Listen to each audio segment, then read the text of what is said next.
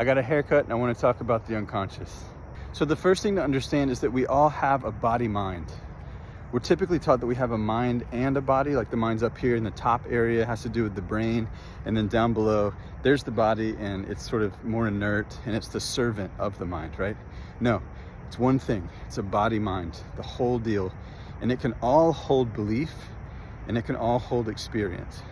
Now in the body-mind, you're gonna have what's conscious or what you know you think and believe, and what's unconscious or what you don't know that you think and believe. And they can actually be totally different things. They can even be contradictory things. It's funny, I had this suspicion that the reason that people originally separated out the mind and the body was because they were scared of going into the unconscious.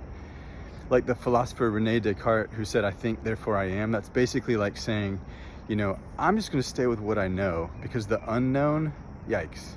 And frankly, I get it. It is scary going into the unconscious because that's where all the stuff from childhood that we pushed down, repressed, unintentionally or intentionally forgot lives. But fortunately, it's also where the engine of suffering is located, and that engine is called emotional repression. So I want to give a real life example here because I think it can be helpful to illustrate what's in the conscious and what's in the unconscious and how they can be different from each other.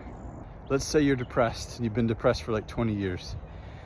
What you know on a conscious level is this: I'm depressed, I'm a person with depression, I feel bad all the time, I don't have any motivation, you know, I'm diagnosed with this, I need medication to feel better, right? So that's above the level of consciousness. Below is an entirely different story.